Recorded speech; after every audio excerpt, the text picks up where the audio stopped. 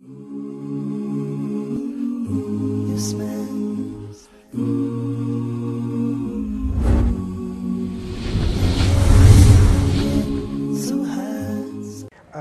In the account of death and resurrection of Jesus, may God's peace and blessings be upon him, what is the difference between Islam and Christianity? How do they differ in terms of the death and resurrection of Jesus? Let me start with the Ascension, because Christians believe that after he died and he resurrected from the dead, he ascended to heaven. Right. Muslims also believe that Jesus ascended into heaven. And many don't realize this because the Quran says, "Bal rafa'ahu Allahu ilayhi," but God raised him to himself. وَكَانَ اللَّهُ عَزِيزًا حَكِيمًا, and God is mighty and wise. So Muslims share with Christians this understanding that Jesus was raised into heaven. Muslims also believe that Jesus will come again, and that is a shared belief with our Christian friends.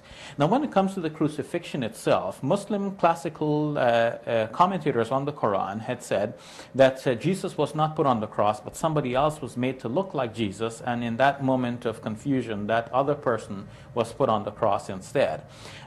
Christians insist that based on the Gospels, it must have been Jesus on the cross, and they think that this is now a solid point of history, and they ask why should Muslims contend that what is known to be a historically proven fact.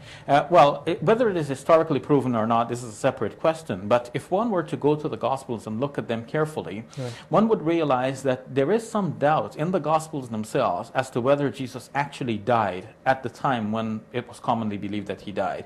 You see, nobody checked his pulse. Nobody actually verified medically whether he was actually dead. They just presumed him to be dead.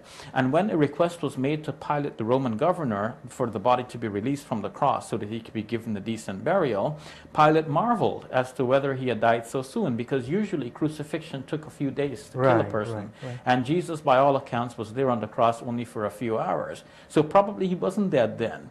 So the Quran is basically saying, as for their boast that they killed Jesus, son of Mary, مَا قَتَلُوهُ وَمَا صَلَبُوهُ وَلَكِنْ شُبِّهَ لَهُمْ. They killed him not, nor crucified him, but so it appeared to them.